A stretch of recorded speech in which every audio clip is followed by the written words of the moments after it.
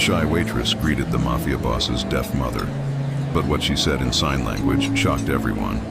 Subscribe now, or this might be our last meeting. Follow, comment, and share to stay connected. Don't miss out.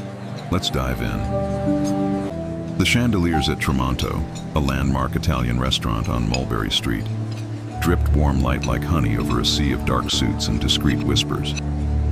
Maya Alvarez adjusted her apron, cheeks flushed from the kitchen heat. She'd trained herself to glide, to be invisible, to never invite questions. Tonight, that plan shattered in 10 signed words. At table 7 sat Luca Moretti, the quiet man whose last name made other men speak more quietly.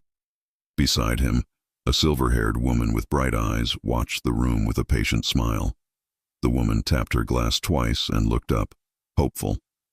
Maya noticed the motion first, the particular way a deaf person tried to be seen in a world that forgot to look. She stepped closer, hands steadying the tray at her hip. "Good evening," Maya signed in American Sign Language, her face warm, her body relaxed into the shape of language. "How may I help you?" The older woman's eyes filled with light. She signed swiftly, the motions graceful. "I was telling my son the tiramisu used to be brighter. It tasted like holidays. Could you tell the chef he almost got my memory right?"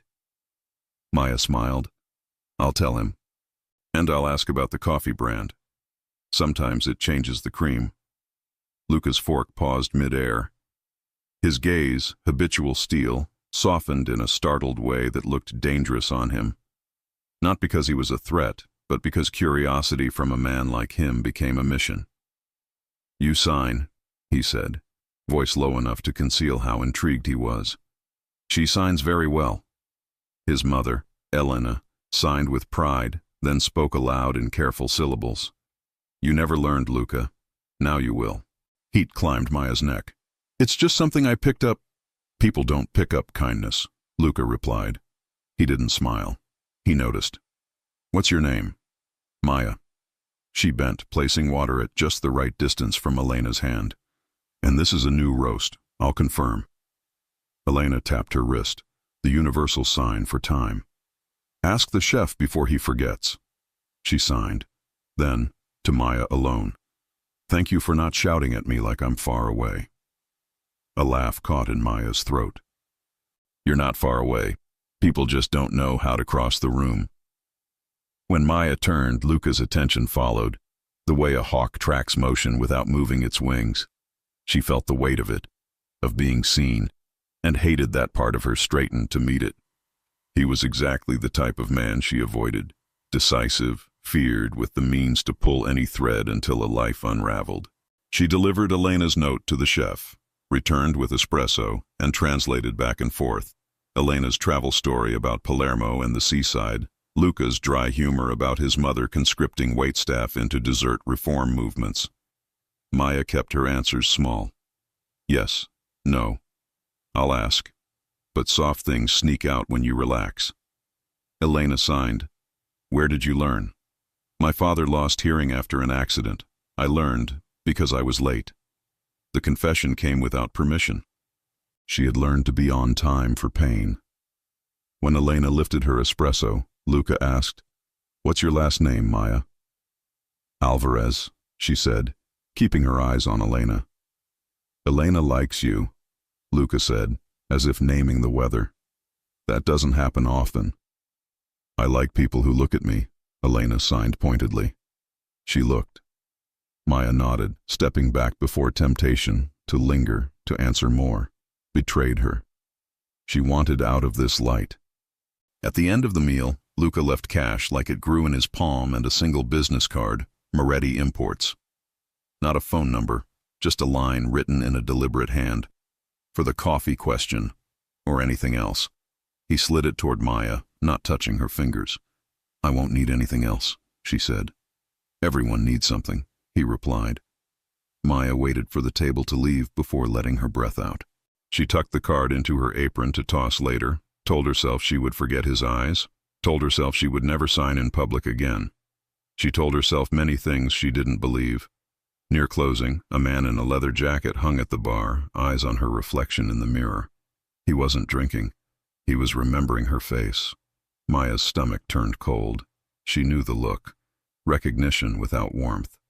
She finished her shift and stepped into the alley where the city exhaled steam.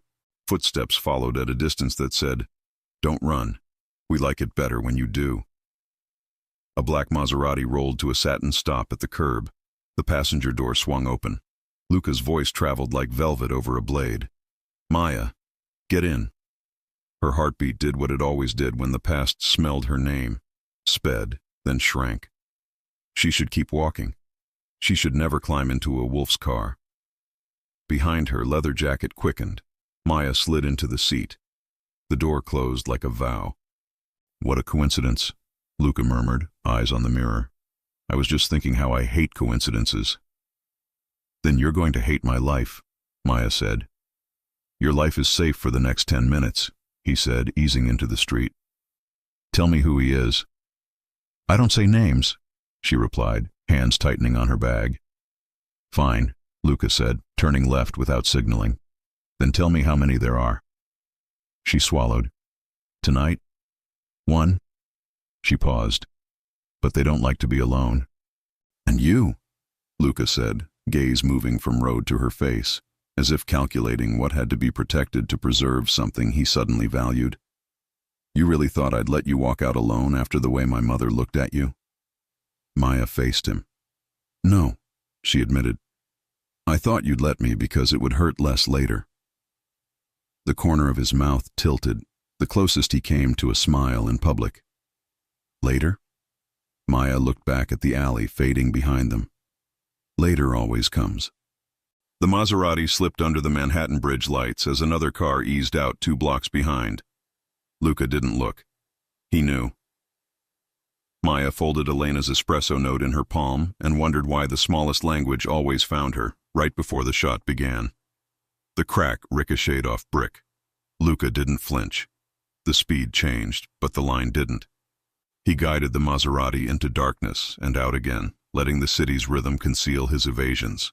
Behind them, a sedan nosed wider, unsignaled, predatory. "Keep your head down," he said, not raising his voice. "Glove box." Maya fumbled. No gun, just a black rectangle the size of a paperback. She opened it to rows of metal tiles. Plates. He handed her one with a practiced flick. "Put that over the dash camera, left corner." "Illegal?" she asked. "Everything worth doing is inconvenient," he said. They cut across Chinatown, then up into streets where families ate late and nobody called the cops for noise. The sedan stayed 3 cars back. Luca's phone buzzed once. He didn't glance down. "Your friend at the bar?" he asked. "Not my friend." "An old debt?" he offered. "A rumor," she said. Luca's eyes tracked a slice of window. "Rumors don't wait in alleys." She almost said it. "He used to be my fiancé's runner." She caught the words with her teeth. New city, new rules, less speaking. "Pull into light," Maya said suddenly. "Please." Luca arched a brow. She signed it too, to Elena through the air. Light. He changed lanes without comment, sliding under a flood of deli neon. In reflection, the sedan hesitated. Hunters prefer shadows. "You sign when you're afraid," Luca noted. "I sign when I need courage," she corrected softly, "because I learned to speak again with my hands before I could with my mouth." He didn't push. That surprised her more than the gunshot. Men like him always press the bruise. He drove 2 more blocks, then pulled into a private garage whose door rolled up on sight of the car. He parked where concrete swallows sound. "Why here?" she asked. "Because my mother will kill me if I bring strangers to the house," he said. "And because you are not a stranger." Maya opened her mouth to argue and instead heard herself say, "Elena wants you to learn 3 signs by tomorrow." "What for?" "To prove you were listening." He inclined his head. "Teach me." She taught him thank you, sorry, brave. He fumbled the shapes, not used to asking his face to work with his hands. The sight, danger uncoordinated, made her laugh once, quickly. He glanced sideways, pleased like men get when they make rare children laugh. The elevator up smelled faintly of cedar. On the 10th floor, a door opened to a room that gave nothing away. Dark wood, simple lines, a piano nobody touched. Maya stood, caught between awe and suspicion. Rich men made soft rooms to disguise hard choices. "You can sleep here," he said. "There's security, but more importantly, there's discretion." Maya shook her head. "I have a place. You have a situation," he said, "and you have me until I understand it." She began to refuse again. Then the picture blinked behind her eyes. An old apartment buzzer, a folded note. "You should have kept quiet in block letters." She stayed. When she re-emerged from a quick shower, Luca was at the kitchen island. Sleeves rolled, wrist bones clean like he'd never lifted anything heavier than a bottle of Barolo. But the scar at the base of his thumb said otherwise. "Coffee?" he asked. She took the cup and risked a look. "You don't ask many questions for a man who hates coincidence." "I'm saving them," he said. "For when?" "When you trust me enough to answer." Trust. The old word. The one that used to mean permission to hurt me. She sipped. "Your mother's espresso was very close. The chef needs a different roast from Naples. I'll text the brand if—" She stopped. "I don't have your number." He slid a card across the counter. A number this time. She took it, then, unthinking, tucked it behind her phone case, and saw the wallpaper beneath. A photograph she couldn't bring herself to change. A dock in Miami. Two silhouettes. One man with a soft smile and a hand too light on her shoulder. Luca saw nothing and everything. "Who is he?" "A rumor," she said. "Rumors don't kiss you on docks," he replied. She set down the cup, heart slamming. "He's the reason I don't say names. He's the reason a runner remembers my face and waits at bars." Luca leaned back, hands flat. "And what did you take from him?" "Myself," she said. "Eventually." His mouth tipped again, not amusement, respect. "Then he'll come ask for a refund." "He already tried," Maya whispered. "He called it an engagement." Silence opened like a door between them. Luca didn't fill it with promises. He nodded once, the way men nod at tombs. "I'll have a man sit outside the restaurant tomorrow. You won't see him. They will." "I can't afford your men," she said. "You can afford to wake up," he said simply.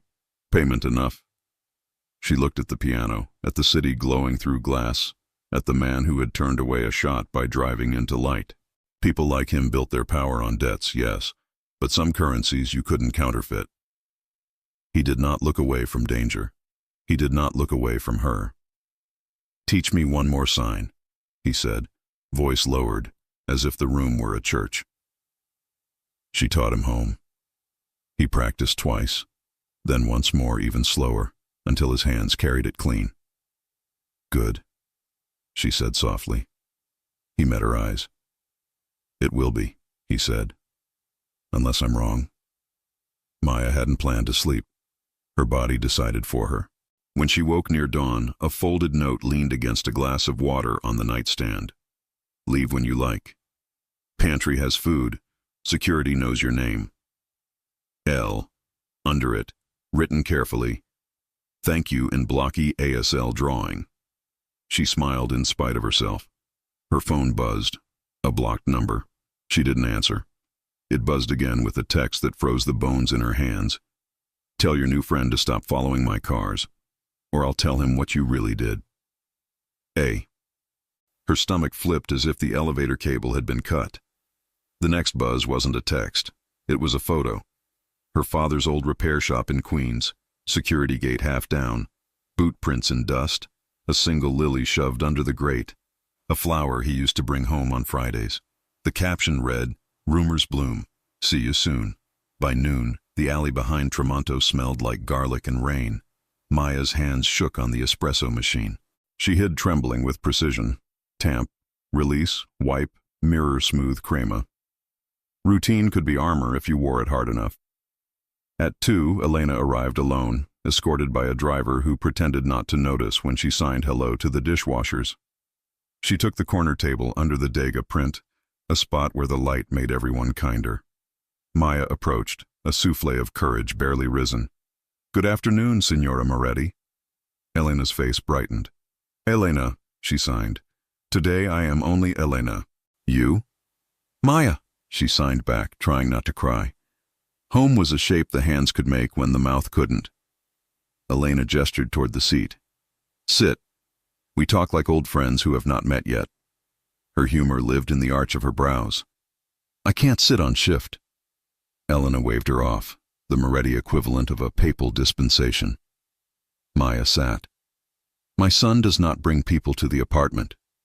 Elena signed, eyes twinkling. He brought you. I approved.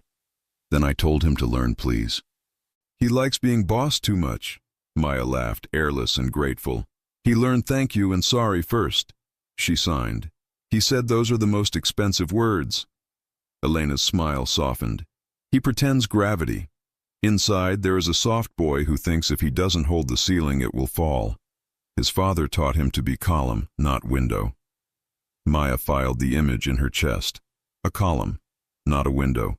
It explained everything and nothing. She had to say it before she lost the nerve. A man from my past is watching me. She signed slowly. I don't want your family touched by that.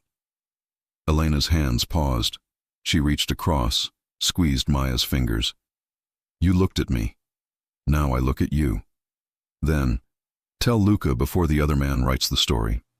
I can't, Maya signed, because of what I did. Elena's gaze was gentle steel. And what did you do? Maya swallowed. I told the truth to the wrong person. I found numbers that didn't belong to the people who pretended to own them. Her mouth felt dry and full of old ash. I worked at a bank in Miami. My fiancé, Adrian, moved money with the Russo crew. I traced it. I thought I was doing the right thing. Elena's eyes sharpened at Russo. The sign lifted like a knife up a sleeve. And he? Framed me for theft, Maya said. Made sure my father's shop got a visit. Made sure every door turned into a mouth that said no. Elena didn't ask why she hadn't gone to the police. Some women don't ask because they already know. Then you come north, Elena signed, and you learn to be window again. Column, Maya corrected, smiling weakly. Elena tapped her temple. Column and window both. My son thinks you are window. He likes the light. She leaned in. Tell him about Miami, before Miami arrives. As if summoned, Luca walked in, not with his crew, but with wind, like weather you can't blame for being itself. He greeted his mother, kissed her cheek, then turned toward Maya as if his body recognized the sound she made standing still. Good afternoon, he said. Do I pass the test? Maya blinked. Which test? He signed, halting but careful. Sorry. Thank you. Brave. The shapes were rough. The facework was right. She bit back a smile. Elena clapped like a queen pleased by a peasant's juggle. Sit, Elena said aloud, tapping the chair with a ring that had been in their family longer than anyone living. Eat, then fix the coffee. They ate. Elena asking Maya for a silly story about customers, Maya inventing one that made Elena cackle, Luca watching like a man memorizing a language by ear.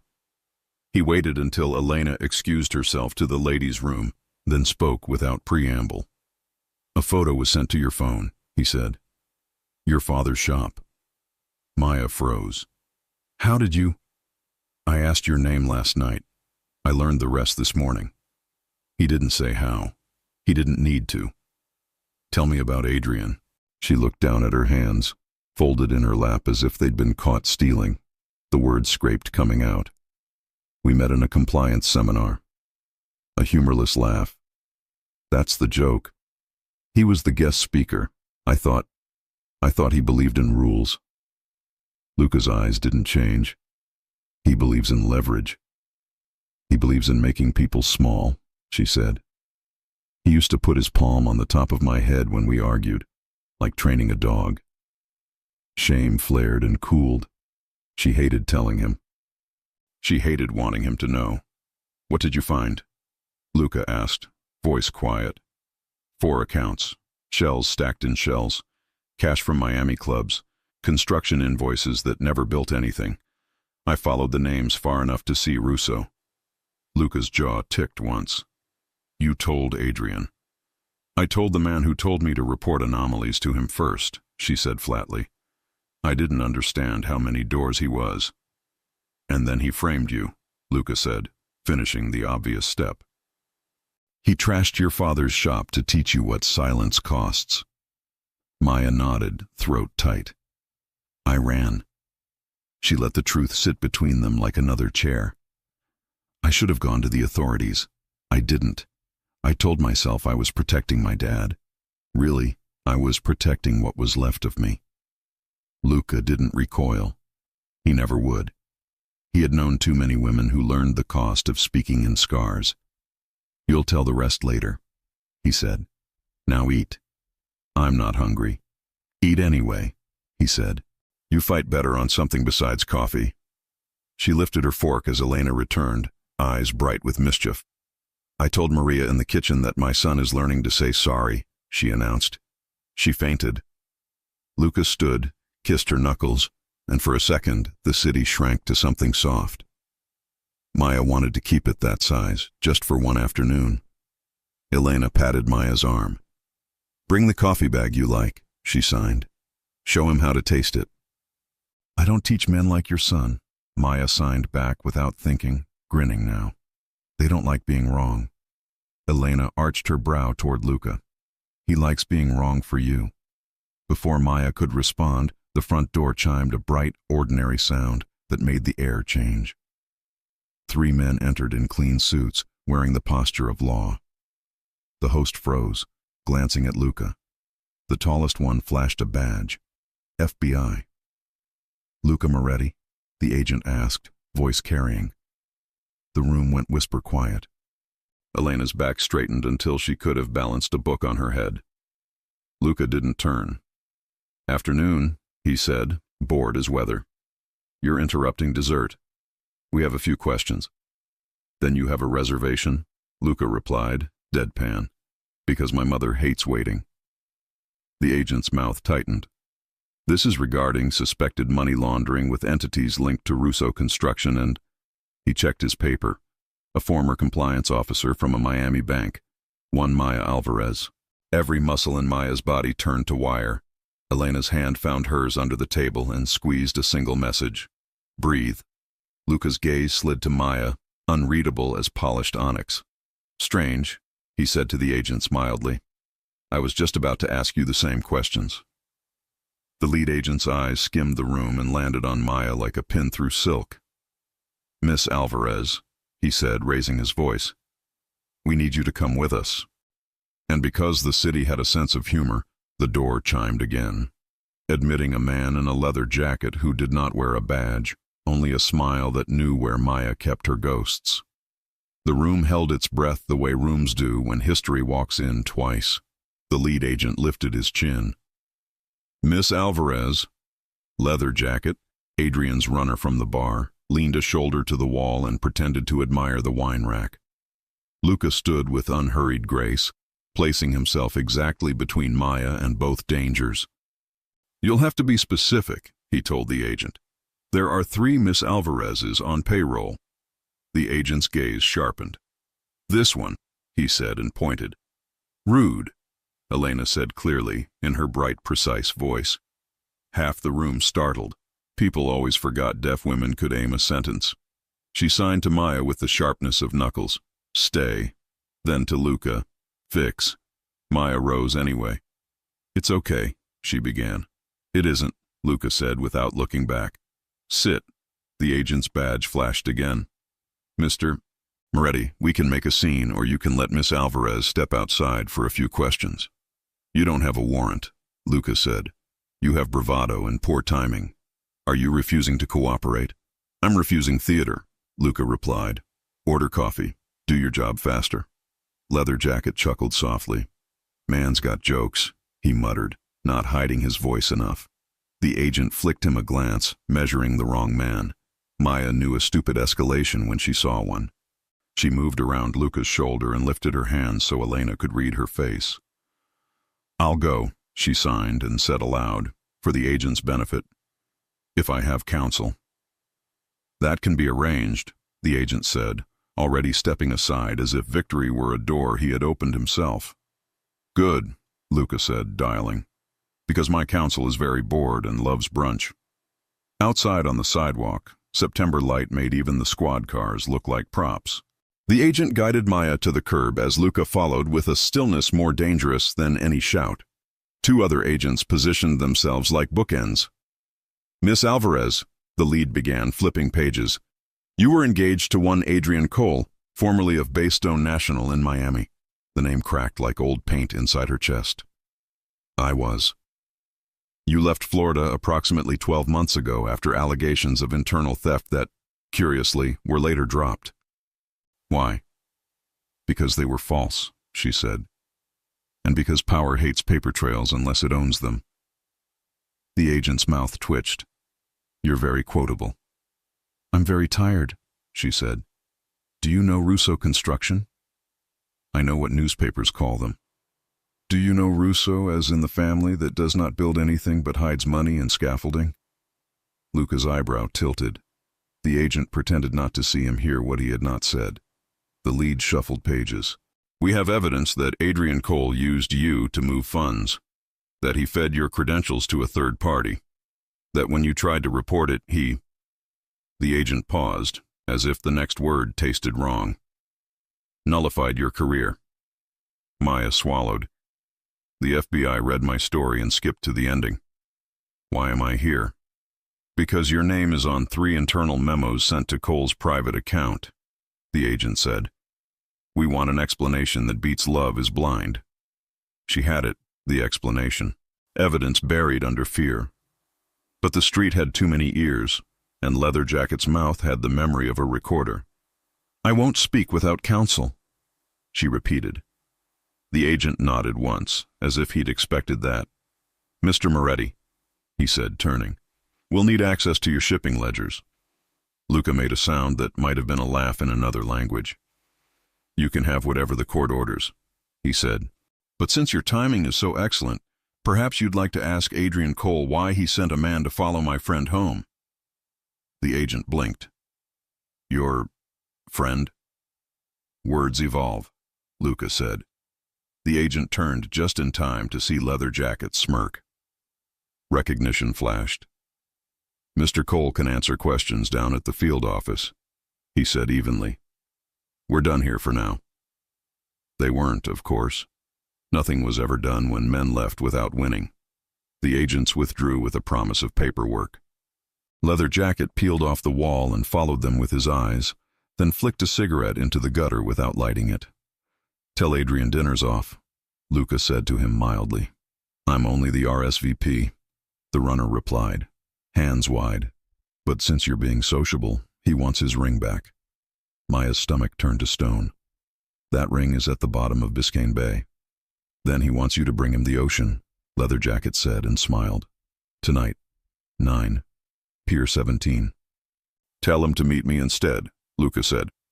"Oh, he will," the runner replied. "He insists. Bring Window Girl if you like." The runner left with the insolence of a man who hadn't been stopped yet. Luca watched him disappear into traffic and then finally looked at Maya. "Pier 17, he said. "Bad choice for a swim." "I'm not going," Maya said. "You're not," he agreed. "We are." She shook her head hard. "No, he wants me in the open. He wants to yank me like a chain." "And I want to cut the chain," Luca said simply, "so he can't yank anyone again." Elena stepped outside and slid her hand into Maya's, small and unyielding. "I will make coffee," she signed. "Then we plan." "Nonna?" Luca murmured. "Please." "Don't please me," she said aloud, sparking. "You will break heads, yes?" "Good. First we eat." It was ridiculous and perfect. They ate. They planned. Luca called a lawyer with the voice of a man who woke people up and owed no apologies for the hour. The lawyer promised to be at Pier 17 with papers that meant, "If you touch my client, you'll touch a judge." It sounded like a bedtime story told to wolves. At 8:30, the sky over the East River bruised purple. The pier glittered with date nights and teenagers pretending not to be scared of the dark. Luca stood with 2 of his men, Santo and Rafe, who looked like expensive mistakes you couldn't return. "You stay behind me," Luca told Maya. "I'm tired of behind," she said. "That's where people pretend you aren't there." "You're there," he said without argument. That's the point. A figure detached from the shadow of a ferry sign. Not Adrian. The runner again. Smile turned up like a hook. "Sorry for the bait and switch," he said. "Boss had a meeting. Sent me with a message." "No substitutions," Luca said. "He'll make an exception for you," the runner said. "Especially now that he knows you keep interesting company." Santo shifted his weight. Rafe scanned the periphery. Maya stood her ground, hands in her coat pockets to stop them from shaking. The runner's smile deepened. "Tell the girl her father says hello." "My father is dead," Maya said, ice cutting through fear. "Death is chatty in Queens," the runner replied. "New flowers at the shop. Maybe you should visit." Luca moved faster than air. The runner went to his knees with a sigh no one else heard. Luca's hand in his collar, Santo's knee in his back. Rafe relieved him of a small knife and a smaller gun. "Last chance," Luca said, not raising his voice. "Where is Cole?" "Closer than you think," the runner wheezed, "but not close enough to get wet." From the river came the low growl of an engine. A black speedboat cut a crescent through reflection and idled just beyond the lights. A man stood at the bow, coat unbuttoned to show a white shirt and a smile she had believed once. Adrian. He lifted a megaphone like a toast. "Bambina," he called, easy as a summer threat. "You always did like a view." Maya tasted metal. Luca's hand brushed her sleeve, a contact so careful it felt like prayer. Adrian's next sentence wasn't aimed at Luca or the men holding the runner. It was aimed at Maya's chest. "Tell your new boyfriend," he called, laughter carrying over water, "that the feds eat out of my hand, just like you did." The word boyfriend worked like he'd planned. A cheap match struck near a fuse. Rafe tensed. Santo swore. Luca didn't blink. He lifted his chin, a king obliging a peasant. "You wanted to see me," he called back. "I wanted her," Adrian said, voice echoing. "You're a bonus." Maya stepped forward. "What do you want, Adrian?" He spread his hands, benevolent. "Closure, don't you?" "People who want closure don't send lilies to graves," she said. He smiled wider. "People who want apologies don't hide behind mobsters." "Careful," Luca murmured. Adrian tilted the megaphone, bored. "Relax, Luca. We're on the same side. Russo sends his warmest regards. Says thanks for keeping the docks tidy." Rafe's knuckles lifted. Luca's men didn't like hearing thanks from ghosts. Maya took a breath she didn't have. "You framed me."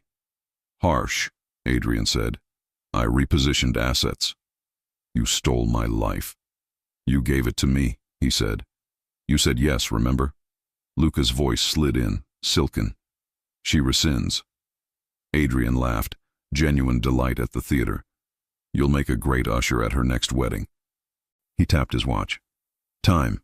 I have a call with 2 agents who think I'm the solution to their Russo problem. Fun how that works." "Ask them about the 3 memos," Maya called, the words jumping from the cliff of her fear. "Ask them why your private inbox has drafts you never sent. Ones I wrote that you forwarded to yourself after you deleted my access." The smile dulled a degree. "You were always clever," he said. "Clever women are exhausting." "Clever men are sloppy," she replied. "You hid the shells inside shells, but you signed the wrong wire by hand at 2:14 a.m., under a camera at a 24-hour florist. The timestamp doesn't lie. Your alibi does." Adrian's face went smooth. He didn't like being seen by his own mirror. "Tell Luca your father's favorite mechanic has a new address," he said instead. "Call it an invitation." "You don't get to talk about my father," Maya said, voice shaking. "Everything you touched is mine to reference," he said. "That's how ownership works." Ownership. The old claim. The first lie. Luca stepped a half step forward, the night folding around him. "Enough," he said. "You wanted my attention. You have it. Next time, bring a ring that fits the finger you're trying to bite." Adrian's laugh came like glass in a bag. "Cute. Keep her then. She's good at paperwork. You'll need that when the feds come. They always come." He lifted a hand. The boat peeled away, cutting neon into shards. Luca released the runner like garbage at the curb. "Tell your boss his papers are overdue," he said softly. The man limped off, eyes full of future mistakes. Rafe exhaled. "What's the play?" "Two fronts," Luca said. "Legal, street. Elena gets neither."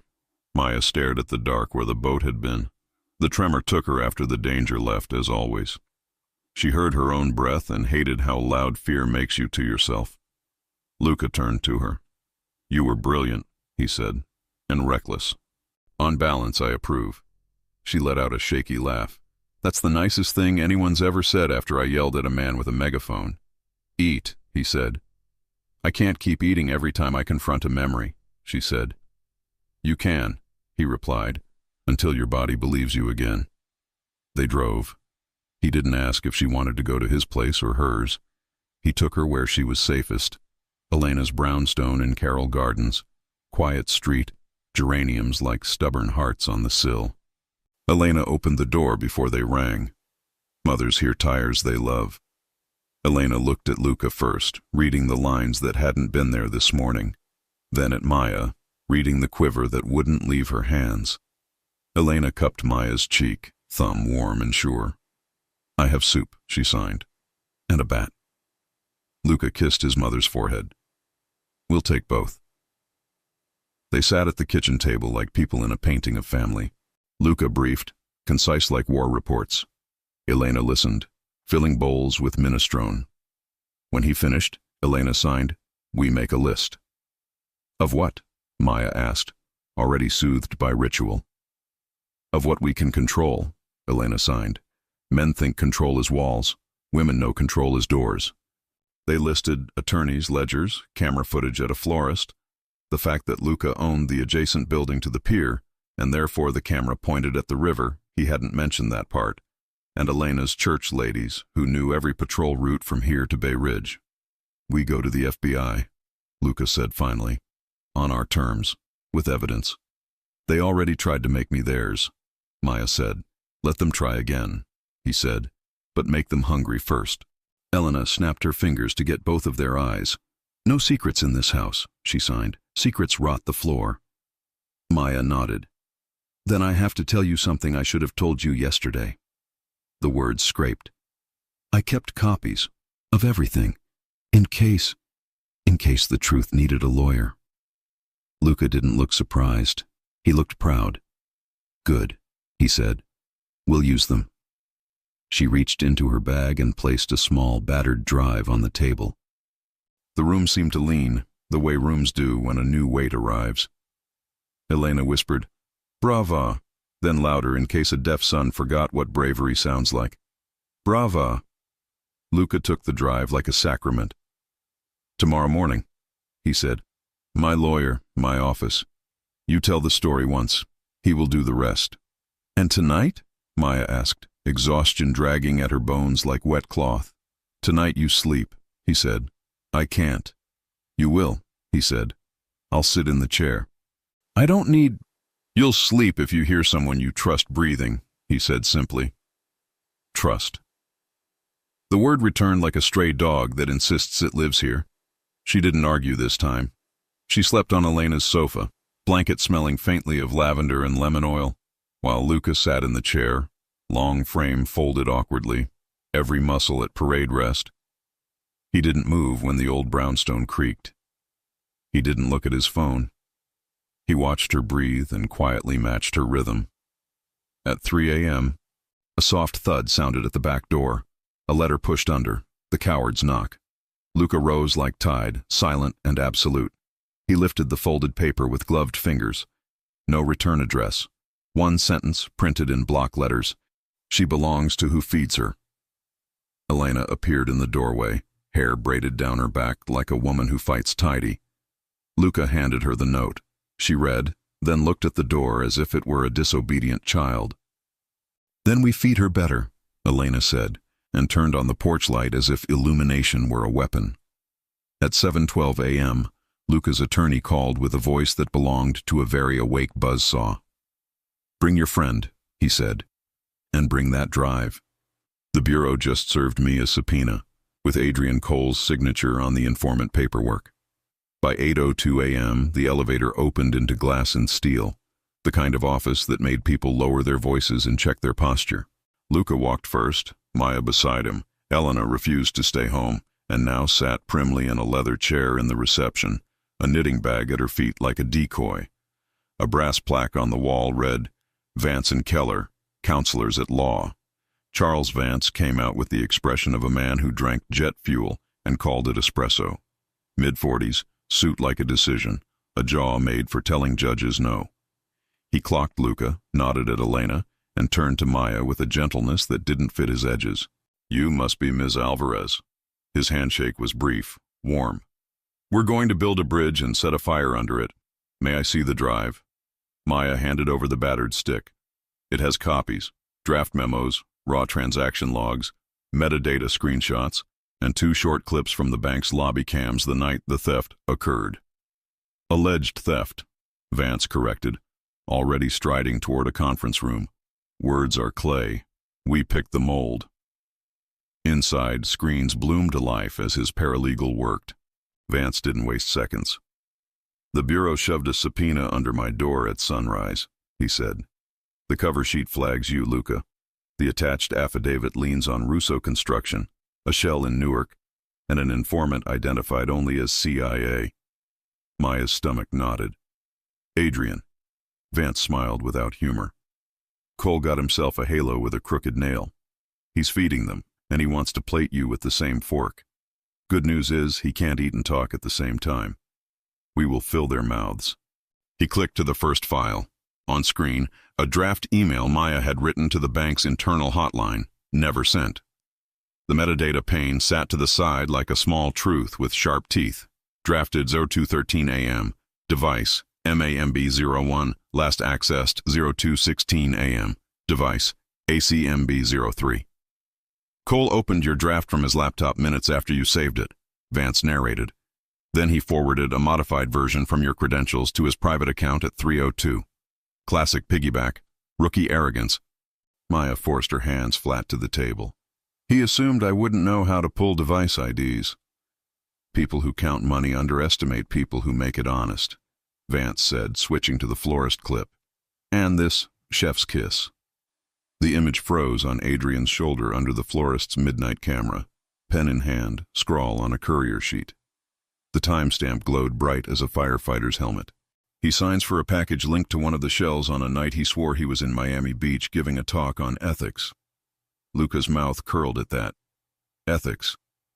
We'll also run a data tie between the shells and Russo-adjacent LLCs that happen to rent space on your docks," Vance went on. "Before you frown, yes, I know your ledgers are clean on paper.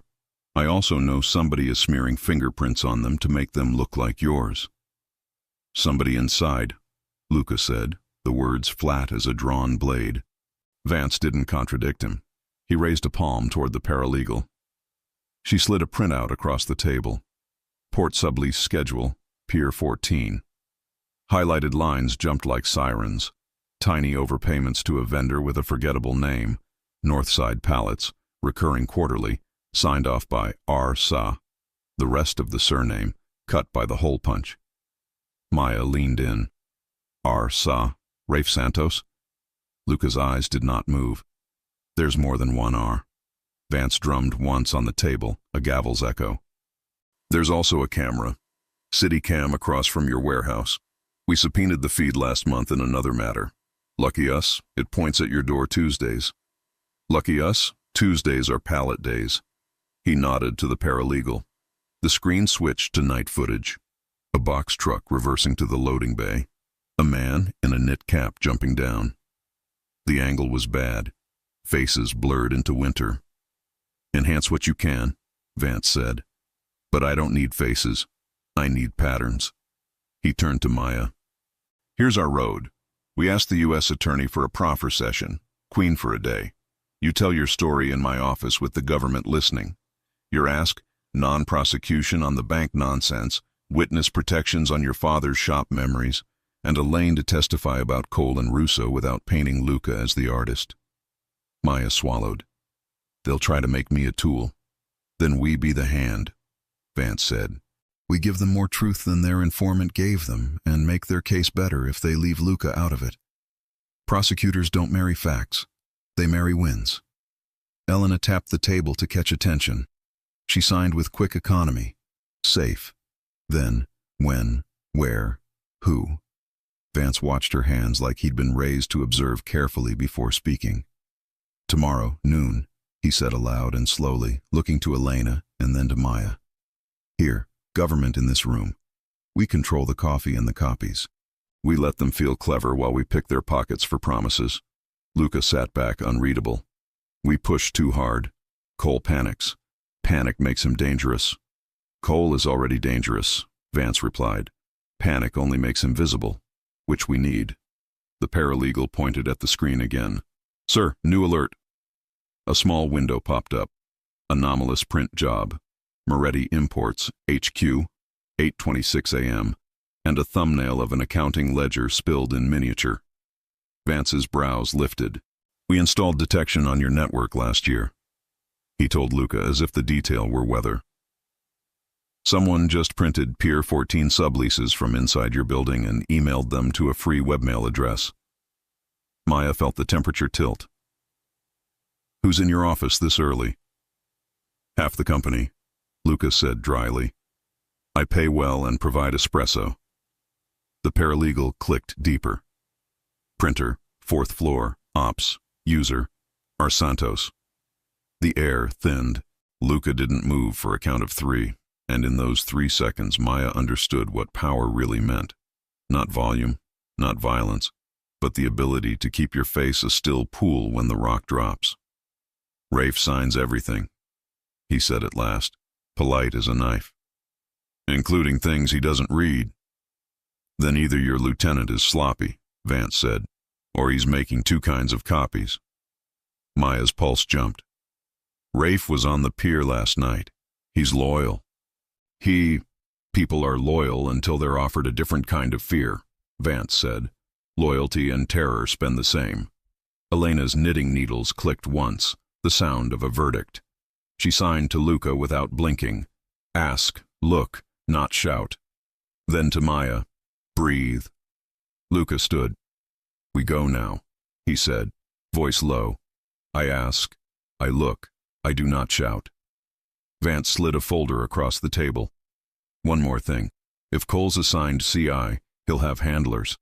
They'll think he's their dog. He thinks you're his leash. Let him pull. We have the post. Meaning? Maya asked. Meaning you dress the wound and let him sniff it, Vance said, grim amusement in it. Text him. Offer a professional meet. Not lover. Not victim. Consultant. Tell him you're willing to sit down with the Bureau to correct the record, and you thought he should know first. That will make him drive faster, Luca said. Good, Vance replied. Men who drive fast forget to check their mirrors. They left the office with a plan that felt like holding fire by the cool end. Outside, the city had shaken off its morning fog and put on its midday hustle. On the curb, Elena squeezed Maya's hand. Window and column, she signed. Today we are both. At Moretti Imports, the lobby smelled like citrus cleaner and salt. Employees lifted their eyes, then lowered them with affection rather than fear.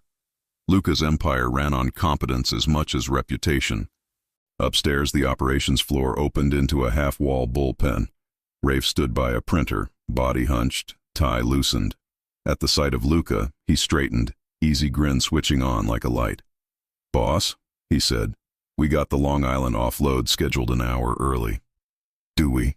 Luca said. And do we have a reason you're printing my subleases to a personal account?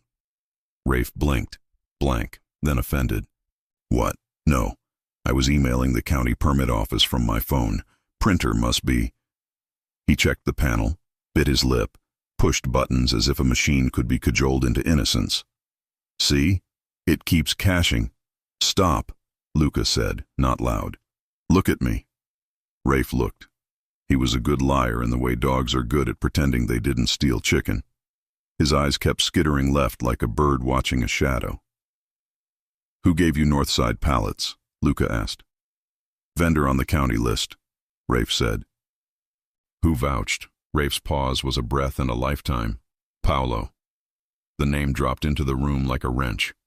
Paolo, the bookkeeper who'd taught Luca to balance his first dock ledger at 16. The man who brought Elena fresh figs in summer and filed taxes so clean they squeaked. Maya felt the thread snap and go taut in another direction.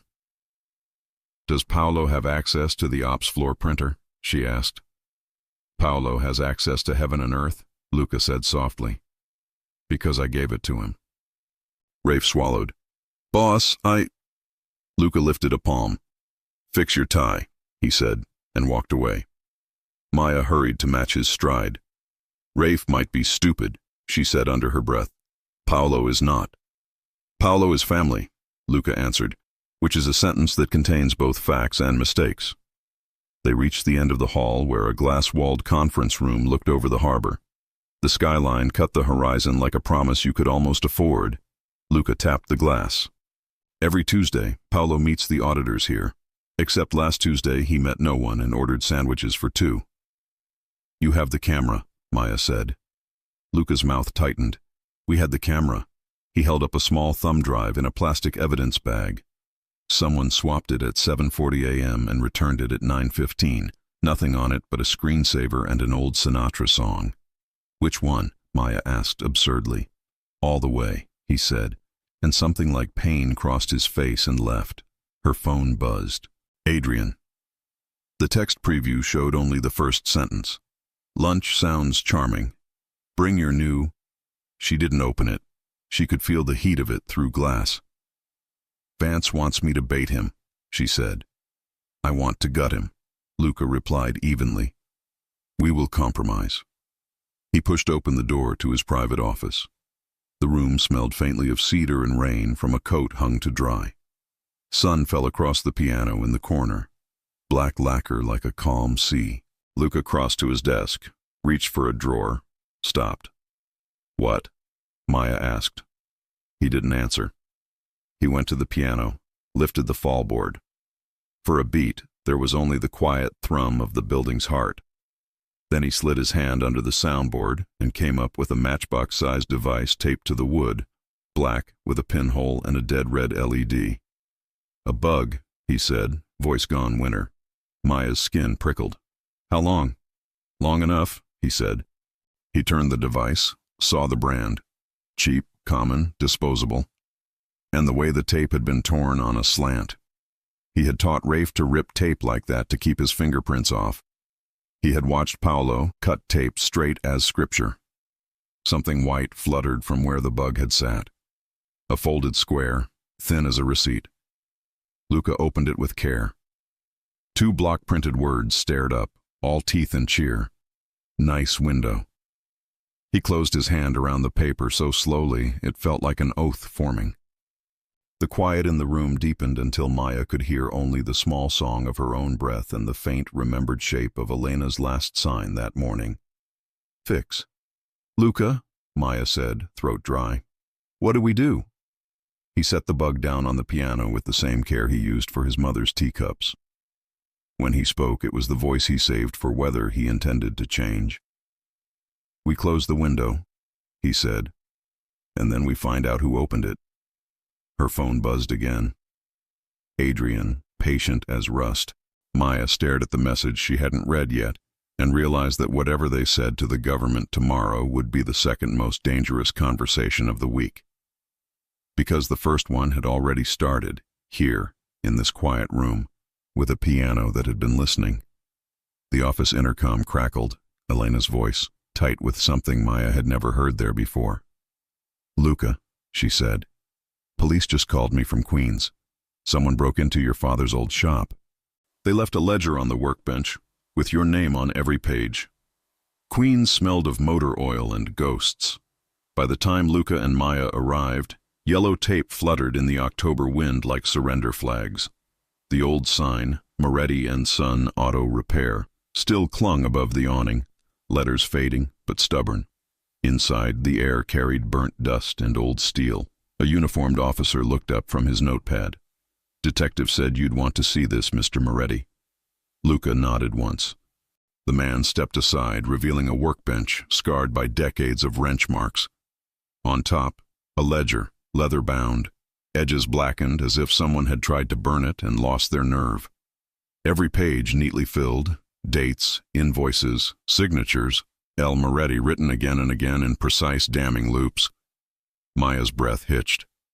They want the Bureau to think it's yours. They want me busy explaining smoke while they steal fire, Luca said. He flipped through pages, container IDs, wire amounts, all real numbers, but twisted. The handwriting was perfect. Too perfect. This isn't forged, Maya whispered.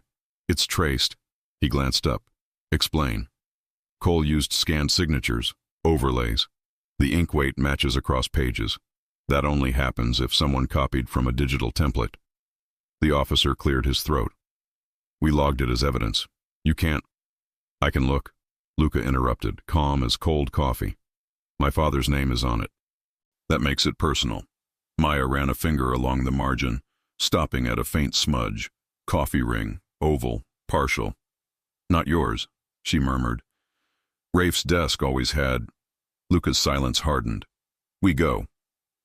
Outside, sirens blurred into city hum. Maya caught his sleeve. If Rafe's dirty, Paolo's helping him. He wouldn't have the access alone. Paolo taught me to sign checks, Luca said. If he's teaching others now, I'll return the lesson. They drove to Paolo's townhouse in Astoria, a neat brick facade with curtains too still for morning. No answer to the first knock. The second. The third came from Luca's boot. The door swung inward on quiet hinges. Inside smelled of paper and lemon polish, and emptiness. No photos, no dishes, no sound but the ticking of a clock left behind. On the dining table, a single envelope rested beneath a small ceramic saint. Luca tore it open. You built the column. I just sold the marble. Don't follow. I left you one clean door. Use it before the walls come down. P. Maya read over his shoulder, heart pounding. He's warning you. He's warning himself, Luca said. People who think they can walk out forget the city has corners. He pocketed the note. His phone buzzed. Vance. Our friends at the Bureau moved up the meeting. 10 a.m. today. Bring the drive. And whatever bomb just landed in your lap. Make it noon, Luca said. They insisted. Then we'll be early. He hung up, turned to Maya. You still want to tell the truth? Yes. Then today we do it with their microphones on and ours louder. The Bureau's Manhattan field office rose from the street like a gray sermon. Inside, glass walls reflected too much honesty. Vance met them at the checkpoint, folders under one arm, sarcasm under the other. Agents Geller and Moore, he said, nodding toward two figures at the end of the corridor. One brisk, one bored. Try to remember they think they're the heroes.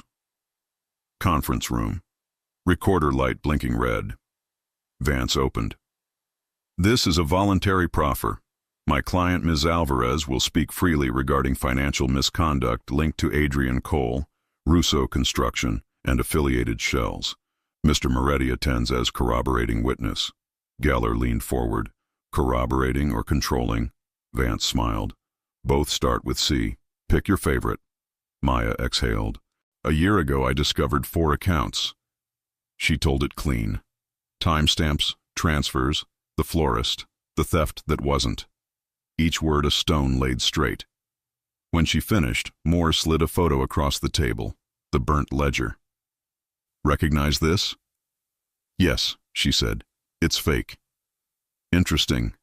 Our lab says genuine ink, genuine paper, genuine signature. Signatures copied, she replied. Overlay test the loops. You'll see repetition down to the pixel. Geller frowned. You seem confident. I built the audit protocol you'll use to prove it, she said. Page 12. Silence stretched. Then Moore tapped the folder. Who else knew you'd testify today? Adrian Cole, she said, and whoever listens to Luca's piano. Vance slid a small bag onto the table, the bug. Recovered this morning. You might check Bureau procurement. Cheap models, but your Miami office likes imports. That landed. Geller's jaw flexed. We'll verify. Do, Vance said. While you're at it, check Pier 14 permits. One vendor's been sending ledgers to ghosts. The recorder's light winked off. Meeting adjourned by unspoken mutual exhaustion. As they left, Geller murmured to Maya, "Watch your six. Informants get creative when cornered." She nodded. So do witnesses. Outside, rain began. Soft, early, forgiving. Luca opened his umbrella. She didn't step under, choosing the drizzle instead. "You did well," he said. "I told the truth." "Same thing." They reached the curb where his car waited. Across the street, traffic parted, and Rafe stood beside a black sedan, phone to ear, eyes on them. When their gazes met, his face went blank. Then he turned, ducked into the car, and vanished into rain. Maya gripped Luca's arm. "He's running." "No," Luca said, voice low. "He's leading." "Where?" Luca watched the retreating taillights, mind already tracing routes and betrayals. To whoever paid for marble. The phone in his pocket vibrated again. "Unknown number. Text only. Pier 14. Tonight. Come alone." Below it, a photo. Paolo, bound, bruised, and still alive. The East River wore a coat of fog thick enough to swallow secrets. At midnight, the docks looked like ghosts lined up for confession. Containers looming, cranes frozen mid-gesture, water lapping against pylons like a heartbeat out of sync. Luca killed his headlights a block early. The note in his pocket crinkled as he breathed. Pier 14. Come alone. But alone was a luxury he couldn't afford. In the passenger seat, Maya pulled the hood of her rain jacket tighter. "If it's a trap, it is," he said simply. "The question's who it's meant for." She checked the Glock Vance had insisted she carry. Her hand still shook. "You sure about walking into this?" "No," Luca said, pushing open the door, "but I'm sure about walking out." They moved through puddles, slick with diesel sheen, the silence between them heavy with words unsaid. A gull shrieked overhead, then silence again, too clean, too deliberate. At the far end of the pier, a single floodlight carved a circle of truth. Inside it, Paolo sat tied to a chair, mouth gagged, one eye swollen shut. Standing behind him, Rafe, trenchcoat open, pistol low, face unreadable. "Stop there," Rafe called, voice echoing off corrugated steel. "No closer." Luca's jaw tightened. "Let him go." "Can't," Rafe said. "Orders." "Cole's." "Higher." Maya's breath caught. "Who's higher than Adrian Cole?" The answer came from the shadows, a smooth voice laced with expensive bourbon. "Me." Adrian Cole stepped into the light, rain glistening on his tailored coat. He looked every inch the gentleman assassin, silver cufflinks, shark eyes, smile built on leverage. "Mr. Moretti," he said pleasantly. "Ms. Alvarez, what a charming reunion." Luca's fingers twitched near his jacket. "You've got 5 seconds." "Before what? You redecorate the pier with bravado?" Cole tilted his head. "I invited you for conversation. Violence is optional." He nodded toward Paolo. "Your accountant overstepped. Sold ledgers to a bidder who pays better. I wanted to see if loyalty still has a market value." Paolo groaned through the gag. Rafe's gun didn't move. Maya stepped forward. "You set us up. The ledger, the bugs, the bureau. I curated the narrative," Cole interrupted. "You two were wandering toward inconvenient honesty. I needed witnesses who would testify exactly what I scripted." "You forged evidence under Luca's name," she said. "You tried to make him the villain." Cole smiled thinly. "Every empire needs a scapegoat." Luca's voice dropped to gravel. "Funny, I was thinking every empire needs a funeral." Rafe's aim wavered. "Boss." "Quiet," Cole snapped. But the hesitation was enough. Luca's eyes locked on Rafe's. "You didn't torch the shop." Rafe swallowed hard. "No." "Then why stand there?" "Because he has my sister," Rafe whispered. Cole sighed, annoyed. "I told you sentiment would kill you." Maya drew her gun. "Then let's test that theory." Cole's men spilled from the darkness, 4 shapes, silencers glinting. The circle of light shrank under their shadows. Luca lifted his hands slowly. "You want me alive, or this meeting never happened?" Cole smirked. "Alive, yes. Intact, negotiable. Then came the sound that changed everything, a distant wail of sirens, closer, louder, overlapping. Cole's expression froze. "You called them." Luca nodded toward Maya. She told the truth. They listened. Cole's eyes went flat. "Kill them." Chaos detonated. Gunfire shredded fog. Maya dropped behind a crate, returning fire in sharp, disciplined bursts. Rafe spun, elbowed the nearest thug, grabbed his weapon mid-fall. Paolo kicked his chair backward, breaking the rope on impact. Luca lunged for Cole, but the old fox was already retreating toward a waiting SUV. "Adrian!" Luca roared, bullets sparking off steel. "You run tonight. You never stop." Cole slipped into the darkness, tires screaming as the SUV vanished up the service ramp. The sirens reached the pier. Bureau vans, uniforms flooding the scene. Rafe lowered his gun, breathing ragged. "My sister, address is in his phone. Go." Agents swarmed them, shouting commands. Vance was among them, coat flapping like a banner. "Hands where I can see them. Wait, Luca. Maya? Jesus, you two look like a crime scene." "Because we are," Luca said. He turned toward the empty ramp. "But not the one that matters." Maya reached for his arm. "We have proof now." Cole's voice, the setup. "Proof means nothing if he vanishes," Luca said. "He's heading for the docks or the jet. He won't hide. He'll rebuild." Vance stepped closer. "Then we burn what he builds." Luca stared into the night where Cole had disappeared. "He tried to write my ending," he said quietly. "Tomorrow I write his." As dawn bled across the skyline, Maya's phone buzzed. A text from an unknown number. "He won't run. He's going home." Attached, a photo of a mansion on the cliffs of Montauk, and Cole's silver cufflinks on the railing. Montauk waited beneath a bruised sky. The sea hurled itself against the rocks like a warning no one ever heeded. Cole's mansion rose above the cliff, glass and stone, all sharp edges and arrogance. A house built to defy storms and invite ghosts. Luca parked half a mile down the service road. The ocean wind cut through his coat, salt biting his throat.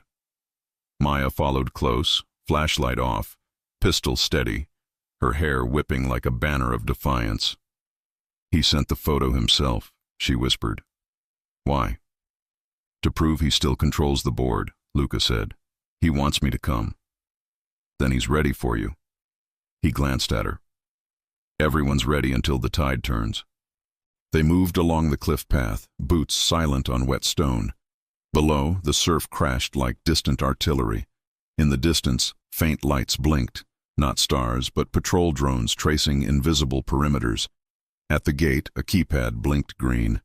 Luca studied it, fingers brushing worn metal. Rafe said Cole used the same codes for every property. Try 1001. Maya keyed it in. The gate side open. They slipped through shadow to the rear terrace, glass walls revealing a museum of wealth. Marble floors, oil paintings, a piano gleaming like a confession. Luca froze mid-step. On the piano sat a single wine glass, half full, still warm. "He's here," Maya breathed. A voice drifted from the darkness. "Of course I am." Adrian Cole stepped from the study, holding a decanter like a priest offering communion. No guards this time, no weapons visible, just a man wearing calm-like armor. "I wasn't running," he said. "I was waiting." Luca's hand hovered near his holster. "For what? Absolution?" "For you to decide who you are," Cole said. "A man chasing justice, or another Moretti chasing blood." Maya stepped forward. "You forged ledgers. You blackmailed witnesses. You destroyed families." "I build empires," Cole corrected.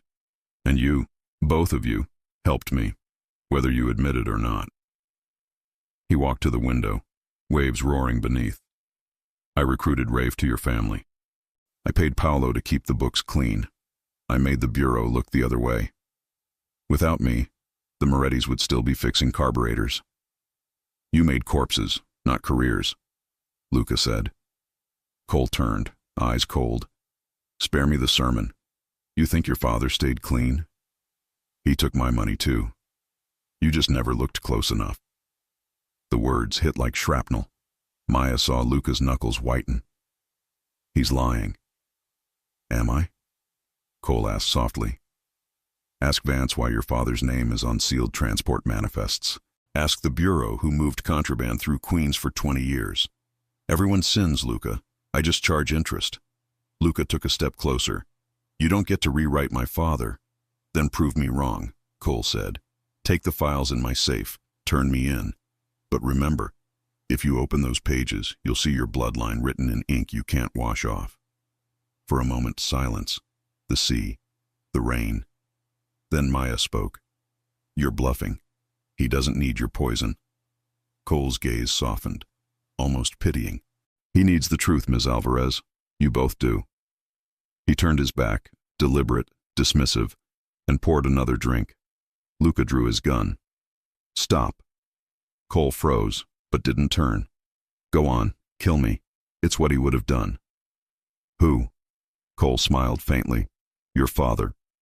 The word cracked the air. Maya's voice broke through. Luca, don't. That's what he wants. Luca's breath came slow, controlled. The muzzle trembled, not from fear, but from memory. His father's hands, the shop, the ledger. Cole glanced over his shoulder. You think justice comes from restraint? Justice is a myth told by men too weak to finish the job. The gun lowered. No, Luca said quietly. Justice is surviving long enough to tell the story. He nodded toward Maya. She stepped to the sideboard, pressing a tiny recorder Vance had given her. Light red, blinking. Cole's smirk faltered. Luca's voice turned steel. You admitted to forgery, manipulation, federal interference, and accessory to murder. Cole straightened slowly, realizing too late the walls had ears.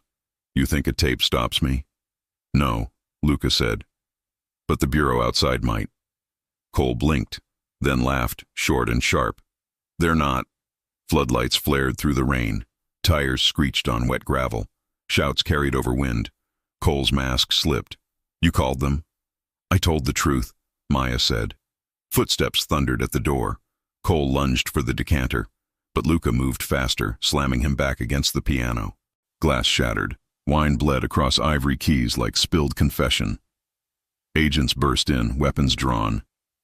Adrian Cole, you're under arrest for fraud, racketeering, obstruction. Cole looked up, a ghost caught mid-prayer. You'll regret this, Moretti. You think you're free now? You're just taking my place? Luca met his gaze. No. I'm breaking your circle. They dragged Cole out, rain swallowing his curses. For a moment, only the storm remained. The sea, the wind, the sound of waves erasing footprints. Maya touched Luca's arm. You did it. He looked past her, toward the horizon where night bled into gray. Not yet. He wasn't lying about my father. The Bureau sealed those files for a reason. So we find out, she said. Together. He nodded slowly. Together. Outside, lightning split the sky, illuminating the cliffs. And in the distance, a lone figure watched from a parked car, face hidden, eyes fixed on the house. The next flash of lightning revealed what they couldn't see.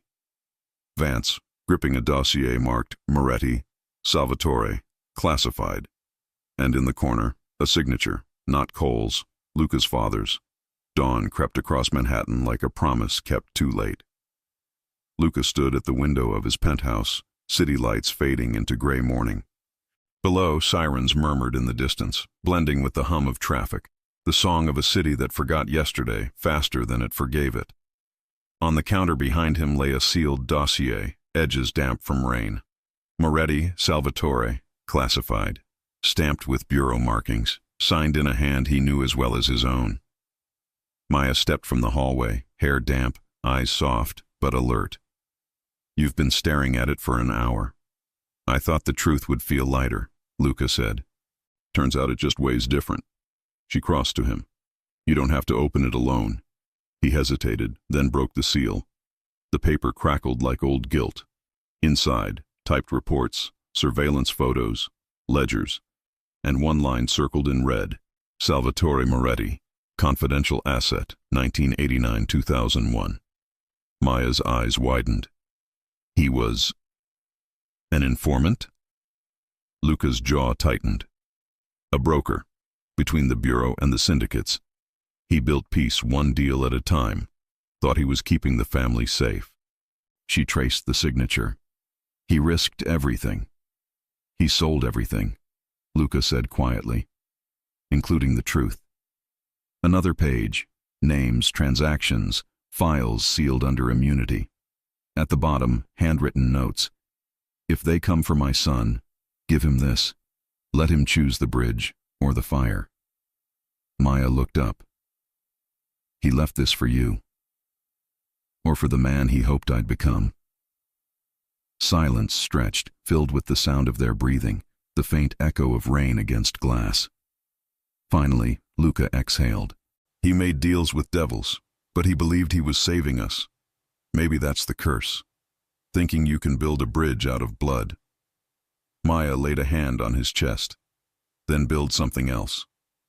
He looked at her, at the woman who'd walked through every shadow beside him, who'd taught him that mercy wasn't weakness, that truth didn't have to be loud to be real. What if the Bureau uses this? He asked. Turns his sins into my shackles? Then we write our own record, she said. Tell them everything, before they can twist it. The idea settled like sunrise, slow, inevitable, warm. Luca nodded. No more ghosts. By noon, they sat across from Geller and Moore in the same glass room where the storm had started. Vance stood behind them, arms crossed, face unreadable. Luca placed the dossier on the table. You want the truth? Here it is. My father built peace by making enemies believe they were winning. He sold favors to both sides, but he never sold people. Geller studied him. You're not your father. No, Luca said, but I'll carry what he couldn't. Maya slid a USB drive across the table. Everything Cole forged, everything we found, signed statements, audio. You'll have enough to bury his empire 10 feet deeper than he buried the truth. Moore nodded slowly. You realize this puts you on record.